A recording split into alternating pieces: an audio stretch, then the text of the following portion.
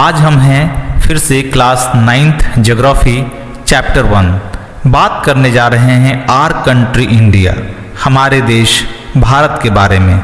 तो बच्चों हम क्या क्या जानेंगे? हम जानेंगे अपने देश के लोकेशन के बारे में और जानेंगे अपने देश के साइज के बारे में। तो इंडिया साइज एंड लोकेशन।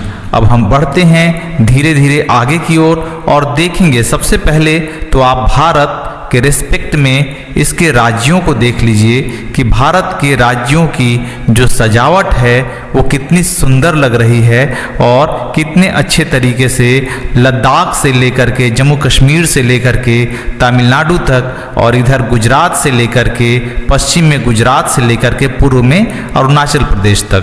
तो चलिए हम धीरे धीरे आगे की ओर बढ़ते हैं। बच्चों इंडिया के बारे में आप जान लीजिए कि India has an area of 3.2 million square kilometres. Bharat का जो क्षेत्रफल है 32,87,263 वर्ग किलोमीटर है। 7th largest country in the world in area. आपको ये भी पता होगा कि भारत विश्व में एरिया में 7वां सबसे बड़ा देश है। नॉर्थ साउथ एक्सटेंशन कश्मीर से कन्याकुमारी तक इस 3200 kilometre. East west extension Arunachal Pradesh to Kutch इस 2900 किलोमीटर। आगे हम एक मैप के माध्यम से देखेंगे कि कश्मीर से कन्याकुमारी किस प्रकार से 3200 किलोमीटर और अरुणाचल प्रदेश से कच्छ किस प्रकार से 2900 किलोमीटर है। Second largest populated country with almost 135 million people. 135 crore लोग विश्व में दूसरा जनसंख्या वाला देश है और यहाँ पर 135 करोड़ लोगों का निवास है। There are 28 state and 8 union territories in India. आपको यह भी पता होगा कि भारत में 28 स्टेट और 8 क्षेत्र संशासित क्षेत्र हैं। इसके पहले के चित्र से आपको ये क्लियर हो गया होगा। अब हम देखते हैं size and location. With an area of 3.28 million square kilometre, India is the 7th largest country in the world. India stretches from 8 degree 4 minute north to 37 degree 6 minute north. इसी प्रकार से tropic of cancer almost passes through the centre of India. यहाँ से centre of India Bharat के बिल्कुल बीचों बीच, ये आपको जो डॉटेड लाइन दिखाई पड़ रहा है ये ट्रॉपिक ऑफ कैंसर है जो भारत के बिल्कुल बीचों बीच गुजर रहा है लगभग। आगे आप देखेंगे from north to south the Indian mainland extends from Kashmir to Kanyakumari which is a distance of about 3214 kilometre. ये आप डिस्टेंस यहाँ से देखेंगे कश्मीर से कन्याकुमारी तक। आगे the extent of the country from west to east from Gujarat to Arunachal Pradesh इस 2933 किलोमीटर। इस प्रकार से ये गुजरात से अरुणाचल प्रदेश तक का जो डिस्टेंस है वो 2933 किलोमीटर है। अब हम आगे देखेंगे कि इंडिया इन द वर्ल्ड। जब हम साइज और लोकेशन की बात हम कर ही रहे हैं तो इंडिया विश्व में किस प्रकार से दिखाई पड़ता है ये आप पीले क्षेत्र से आप देख सकते हैं इंडिया को। यहाँ पर आप साफ साफ देख सकते हैं। पहले इंडिया को एक सब कॉन्टिनेंट के भी नाम से जानते हैं। सब कॉन्टिनेंट क्यों कहते हैं ये क्लियर होगा।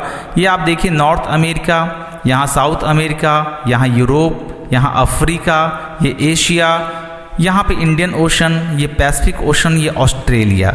ये सारे आपने देखे होंगे कि ये ओशन है और कॉन्टिनेंट है। इसके रिस्पेक्ट में भारत का क्षेत्रफल देखते ही ऐसा लग रहा है कि ये एक अलग छाप रखता है। साथ ही साथ भारत के पड़ोसी देश 1947 में आज़ादी के पहले जो भारत के पड़ोसी देश थे, चाहे वो म्यांमार हो, पाकिस्तान हो, बांग्लादेश हो, श्रीलंका हो, इन सबको मिलाकर के इंडिया एक कॉन्टिनेंट की तरह दिखाई पड़ता है।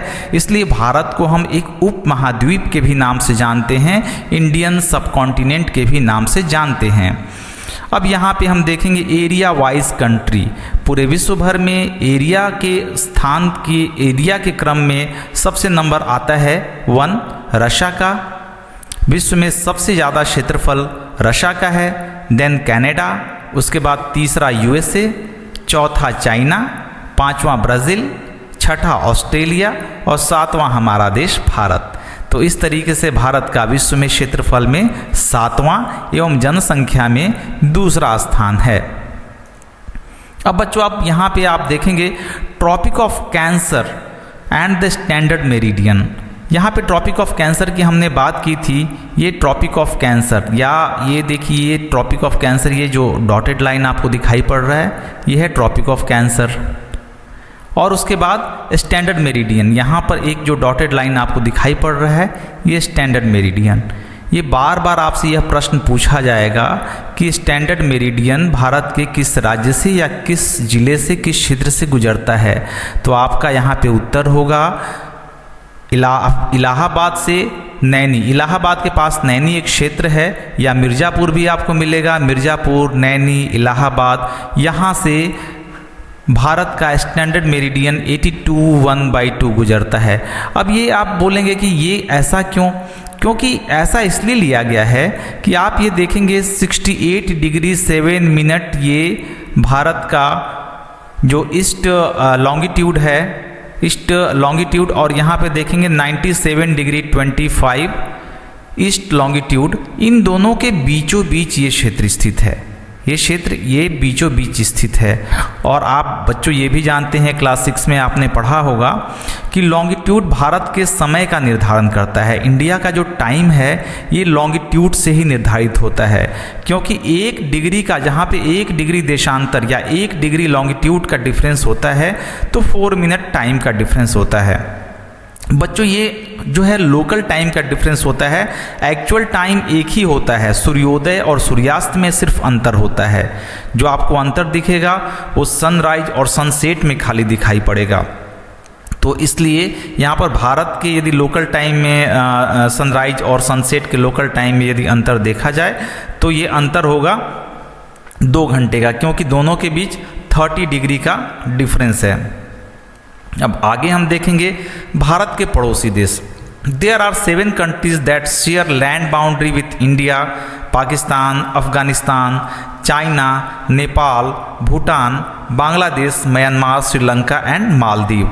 ये सारे भारत के नेबर कंट्री हैं, पड़ोसी देश हैं। ये अफगानिस्तान, यहाँ पाकिस्तान, ये चाइना, नेपाल, भूटान, बांग्लादेश, म्यांमार, श्रीलंका। तो इस तरीके से यहाँ पे आप देखेंगे मालदीव। तो इस तरीके से ये भारत के पड़ोसी देश हैं जिन्हें आपको जानना होगा। अब बच्चों भारत का जो है पॉलिटिकल डिवीज़न ये भी आपको जानना होगा। India is divided into 28 states and 8 union territories. Delhi is known as the national capital of the region. Rajasthan is the largest state in the terms of area. Goa being the smallest. Goa सबसे छोटा राज्य है और राजस्थान सबसे बड़ा राज्य है क्षेत्रफल की दृष्टि से। और जनसंख्या की दृष्टि से आप जानते ही हैं कि उत्तर प्रदेश सबसे बड़ा राज्य है जनसंख्या की दृष्टि से। बच्चों अब आप यहाँ पे देखेंगे states passing through tropic of cancer. यहाँ पे ट्रॉपिक ऑफ कैंसर, ये ट्रॉपिक ऑफ कैंसर आपको दिखाई पड़ रहा है। ये क्वेश्चन आता भी है तो इसलिए आप याद रखेंगे। पहला गुजरात गुजर रहा है, यहाँ पे ट्रॉपिक ऑफ कैंसर गुजरात से गुजर रहा है। देन राजस्थान है यहाँ पे मध्य प्रदेश, उसके बाद ये छत्तीसगढ़, इसके बाद झारखंड और ये वेस्ट बंगाल और यहाँ पे आपका त्रिपुरा और यहाँ पे मिजोरम। तो ये वे राज्य हैं जहाँ से ट्रॉपिक ऑफ कैंसर गुजरता है, अर्थात भारत को लगभग बीचों बीच ट्रॉपिक ऑफ कैंसर बांटता है। अब यहाँ पे देखेंगे India central location in Indian ocean. कहा जाता है, एक प्रश्न आता भी है कि भारत के, ये आपको इंडियन ओशन दिखाई पड़ेगा, ये इंडियन ओशन। एक क्वेश्चन भी आता है कि what are the main significance of Indian Ocean. तो इसका उत्तर आप स्पष्ट रूप से ये देंगे कि जैसे कि हिंद महासागर में भारत की केंद्रीय अवस्थिति का भारत को क्या फ़ायदा मिला है। तो what are the advantages get India with the central location with Indian ocean.